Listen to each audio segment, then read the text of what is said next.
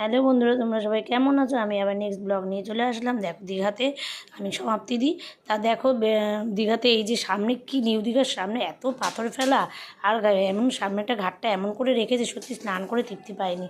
তাই জন্য এই বসে বসেই এদিক ওদিক বসে বসে যা গায়ে জল লেগেছে সেইভাবেই বসেই আমরা স্নান করেছি। মেয়ে একটু নেমেছিল, স্নান করেছিল।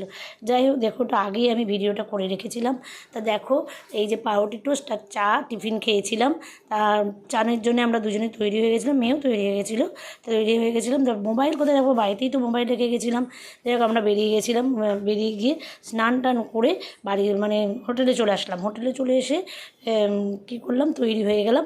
তৈরি হয়ে খুব তো খিদে পেয়েছে বলো, যতক্ষণ সেই সকাল থেকে এসে টুকটাক টুকটাক খেয়ে যাচ্ছে, কিন্তু ভাতটা তো বাঙালিদের পেটে পড়েনি। একটু বাঙালিরা মানে বেশি ভাতটা ভালোবাসে, আর সবাই ভালোবাসলেও দুপুরবেলা ভাতের জন্য মনটা ছটপট ছটপট করছে। তা 13 পার্বণ একটা রেস্টুরেন্টে চলে গেলাম। রেস্টুরেন্টে গিয়ে ওখানে বললাম কী কী